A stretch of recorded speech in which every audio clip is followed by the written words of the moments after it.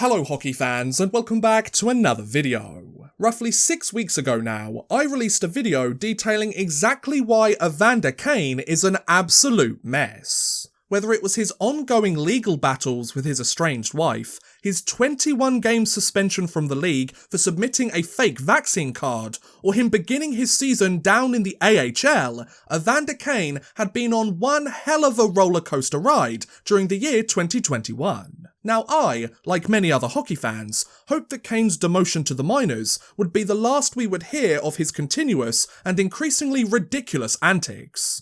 I hoped that he would use his recent troubles, both on and off the ice, as a wake-up call, and he would re-evaluate the direction in which his career was heading, in the hopes of finally getting his life back on track. However, it appears as if Kane has learned absolutely nothing, as he has somehow managed to create even further trouble for himself since my last video on him was uploaded. Given that he has found himself embroiled in a number of new disputes over the last 6 weeks alone, and given that his troubles seem to have no end in sight, I figured that it would be worth taking a look at Kane's latest list of controversies in order to understand why he is no longer a member of the Sharks organisation, why the league are conducting yet another investigation on him, and why his recent actions may prevent him from joining a new NHL team for quite some time. So in today's video, let's explore why Evander Kane is still a mess. Before we begin, this video is sponsored by MyBookie. MyBookie is an online gaming platform complete with traditional sports betting and exclusive contests that give you the chance to put your sports knowledge to the test and make some dough while you're at it too. Whether it's hockey, football, basketball, or the UFC,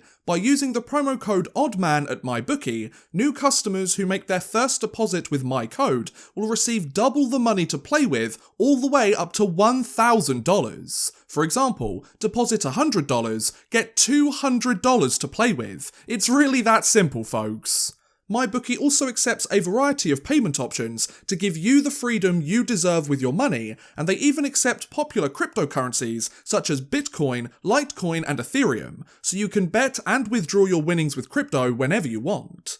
Head on over to MyBookie now and use the promo code ODDMAN to double your first deposit of up to $1,000 and put your sports knowledge to the test. That's promo code ODDMAN to double your first deposit of up to $1,000 only at MyBookie. MyBookie. Bet anything, anytime, anywhere. Minimum deposit of $45. Please gamble responsibly. But anyway, back to the video. Now, in order to explore each and every one of Kane's latest transgressions, let's begin by picking up right where we left off during my last video on the player.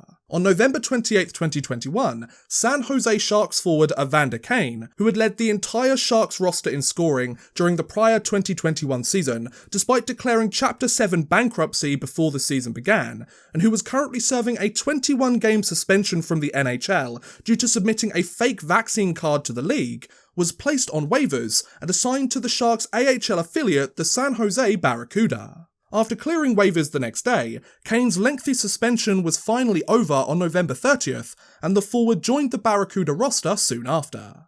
Having been demoted to the minors for the first time in his 13-year pro career, Kane would spend the next few weeks training with the Barracuda and getting himself back into game shape, since he hadn't taken part in any team practices or suited up in a single game since the start of the 21-22 season due to his lengthy suspension. 12 days after joining the team, Kane would play the first AHL game of his entire pro career, as he suited up in his Barracuda debut on December 11th, 2021.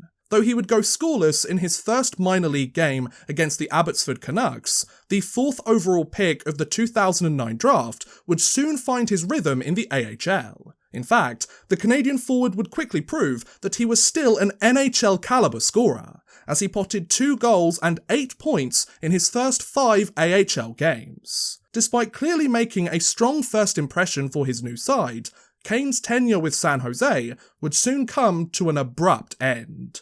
Less than a month after his AHL debut on January 9th, 2022, the San Jose Sharks announced that they had placed Kane on unconditional waivers for the purpose of terminating his contract with the team. In a statement announcing their decision, the Sharks claimed that they had informed Kane of their intent to terminate his contract as he had, quote, breached his NHL standard player contract and violated the AHL's COVID protocols. According to reports by The Athletic and ESPN, Kane's contract termination was primarily due to him travelling from San Jose to Vancouver on December 29, 2021, while he was still on the Barracuda's COVID protocol list, although both articles alluded that there may have been other violations that ultimately led to this decision. Also, an article on The Athletic claimed that the Barracuda had placed Kane on their COVID protocol list back on December 22nd, and he hadn't been removed from said list before his trip to Vancouver, meaning that he had been suffering from COVID in some shape or form during the week before his trip,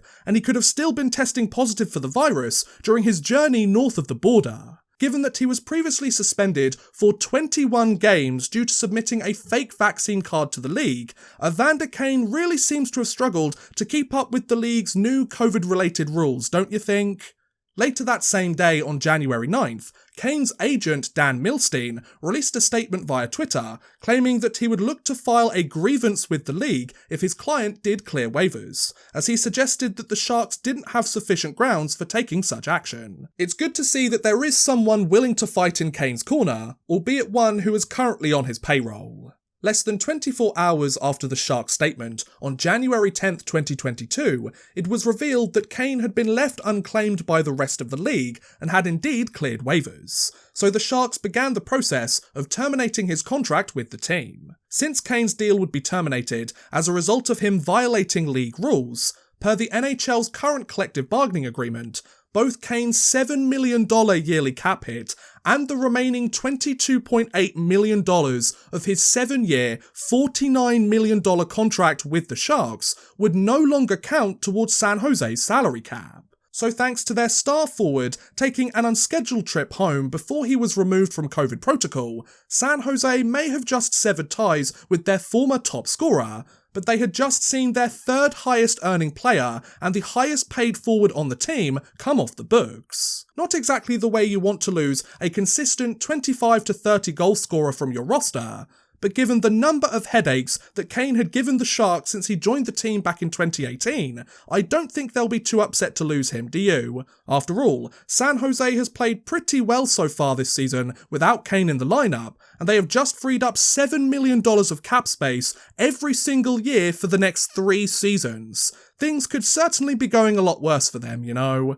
Though the Evander Kane era in San Jose seemed to be at an end, and though both sides appeared to have finally gone their separate ways, the forward's contract termination wasn't over just yet. The very same day as Milstein's tweet on January 10th, the NHL Players Association announced that they too would file a grievance on behalf of Kane regarding his contract termination, claiming that they intended to challenge any such action taken by San Jose. Barring some kind of settlement between Kane and the Sharks, an independent arbitrator would be needed to rule on the issues raised as part of the grievance. It's interesting that the NHLPA are quick to come to Kane's defence and throw their support behind him less than 24 hours after his contract termination was announced, despite his numerous controversies both on and off the ice, but they have shown difficulty supporting other players who have faced serious, potentially life-altering events while employed in the league and when they desperately needed someone to fight in their corner. I guess money really does talk, eh, folks? But I digress.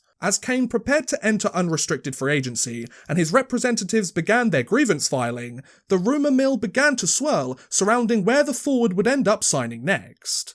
While the usual group of league insiders shared their behind-the-scenes knowledge on the situation, TSN's Gord Miller revealed that he believed Kane would secure a contract with a new NHL team by the end of that week. Miller explained that despite Kane not entering free agency until his contract with the Sharks was officially terminated, the forward was still eligible to sign a new deal elsewhere in the league before his grievance had officially been resolved. Not only that, Miller also highlighted that if Kane signed a new contract but lost his grievance case, he would still be able to join his new team, but he would forfeit the remaining $22.8 million from his contract with the Sharks. However, if he signed a contract and won his grievance too, the value of his new deal would be deducted from his remaining money owed to him from the Sharks. Though news of Kane's next NHL destination seemed imminent, the league decided that they needed to take a closer look at the forward's recent actions. On January 12, 2022, reports emerged claiming that the NHL had begun a full investigation into Kane's trip across the Canadian border while still in COVID protocol. According to an article written by Sportsnet, Kane had tested positive for COVID back on December 21, 2021 and was placed on the Barracuda's protocol list the following day, yet he flew to Vancouver on December 29th before he was removed from the list and hadn't received the proper medical clearance in order to do so. As a result of his trip, the Sharks terminated Kane's contract with the team, and the NHL seemed to support the Sharks' decision, saying that it was, quote, satisfied the club had sufficient grounds to effectuate a termination. Given that Kane hadn't been removed from the Barracuda's protocol list before travelling to Vancouver, and given that Canada have been incredibly strict with who they have allowed into their country,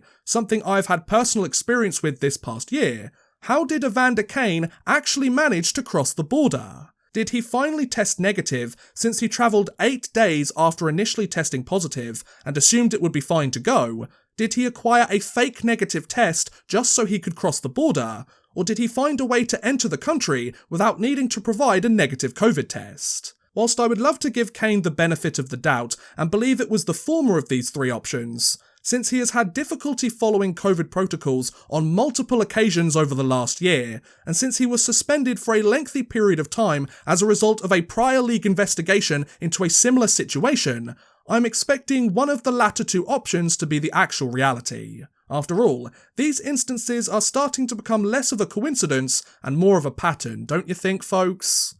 Since they had just begun yet another inquiry into his off-ice behaviour, it seems as if the league's investigation into Kane will prevent him from signing a contract with another NHL team in the near future. As a Sportsnet article claims, that teams will want to know the results of the league's investigation before deciding whether or not to pursue the forward further. That said, there are several teams that have expressed serious interest in acquiring Kane and bolstering their lineup with his on-ice talents, despite his various and continuous off-ice issues. Among them are the Edmonton Oilers, whose general manager Ken Holland told reporters on January 11th that he had spoken to Kane's agent and that he believed in second chances. I'm pretty sure this would be Kane's 6th or 7th chance, given just how many controversies he has been embroiled in over the course of his career, but none of that matters if he can put the puck in the back of the net, right guys?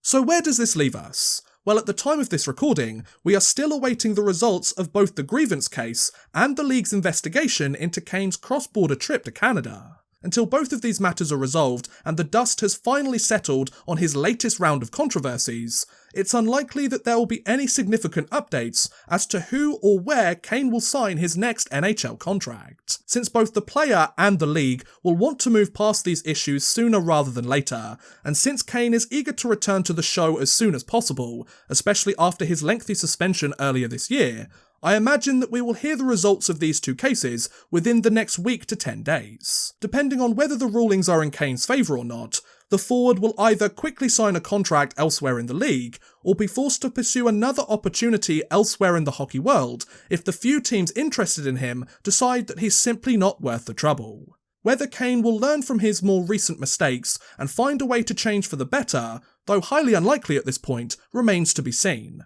That said, I do hope that Kane finally figures things out, gets any help or support that he may need, and reaches a better place both on and off the ice in the months and years that follow. Not because I'm particularly sympathetic to the guy, but because I really don't want to see his name in the headlines next to yet another controversy, and I certainly don't want to make another video on his latest drama. To be honest guys, I've had enough of talking about Kane, and I'm pretty sure many of you have had enough of hearing about him too.